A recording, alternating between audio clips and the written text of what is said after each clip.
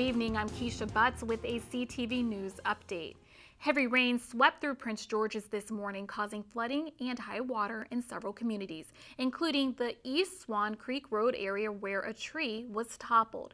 Firefighters rescued at least 6 people trapped in cars. 2 adults were rescued from a car that was stuck in high water around 11 a.m. in the 12900 block of Cherry Tree Crossing Road in Brandywine. The fire department says southern Prince George's was hit the hardest.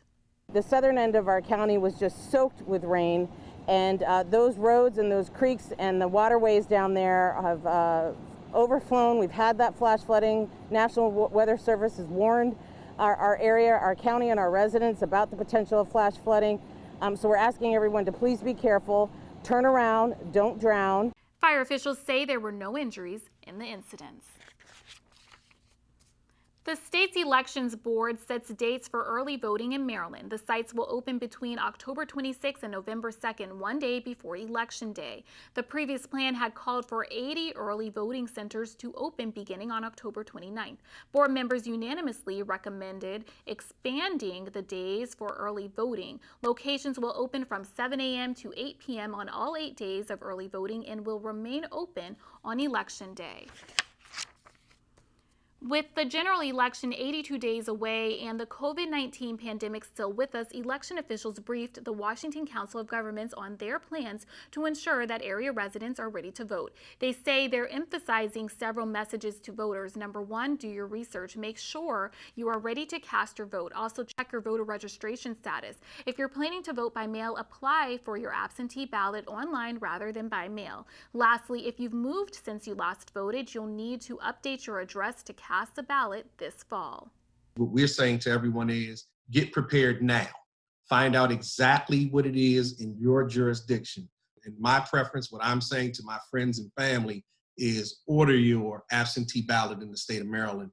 Order it and then submit it either by mail or when the drop boxes are put up, which will be along and about the time that early voting starts, drop it off in that box. I have all the confidence in our election operations across this region.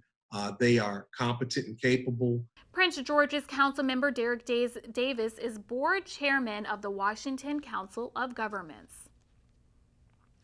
Maryland lawmakers are demanding answers as to why there are reports of numerous delays in the nation's mail system. U.S. Senators Chris Van Hollen and Ben Cardin sent a letter to Postmaster General Louis DeJoy. They're requesting answers as to why long-standing practices were changed that have now resulted in increased delivery times and higher costs for election mail. The lawmakers say DeJoy has refused to provide Congress with satisfactory answers, and the actions he has taken that have resulted in slow delivery, mail left sitting in facilities overnight, and challenges delivering absentee ballots on time to election officials.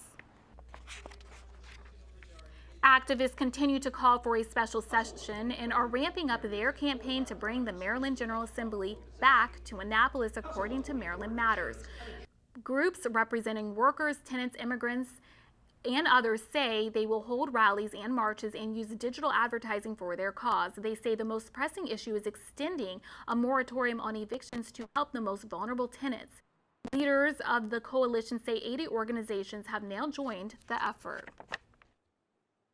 After months of isolation, many of us have been experiencing a bit of cabin fever and are looking for ways to safely get out of the house. One local lawmaker recently spoke with Patricia Vallone about how she overcame her fear and traveled safely to the Midwest. So I decided to meet some friends in Montana, of all places. I had visited 48 state capitals and decided, with all my other plans canceled, that this was the year to visit number 49 and 50. So I flew to Montana with a mask and a shield and gloves. I was the biggest dork on the plane, but I felt like I got there safely. I was safe. I wiped down all the surfaces in the hotel rooms. I wore gloves when that seemed needed. And again, was safe and spent a lot of time outdoors, which is where it's easier and safer also.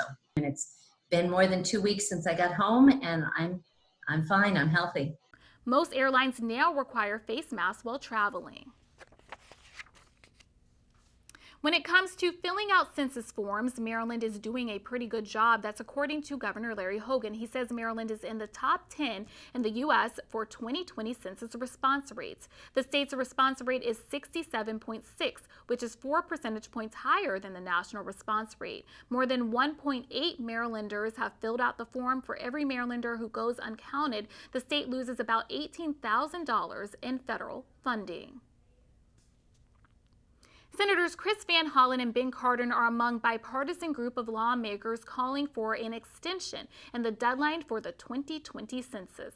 Van Hollen and Cardin are urging their colleagues in the House and Senate to include the extension in any COVID-19 relief package. Recently, the Trump administration cut the deadline by 30 days from October 31st to September 30th. The lawmakers say extending the deadline will ensure that the Bureau has adequate time for a full, fair, and accurate 2020 census.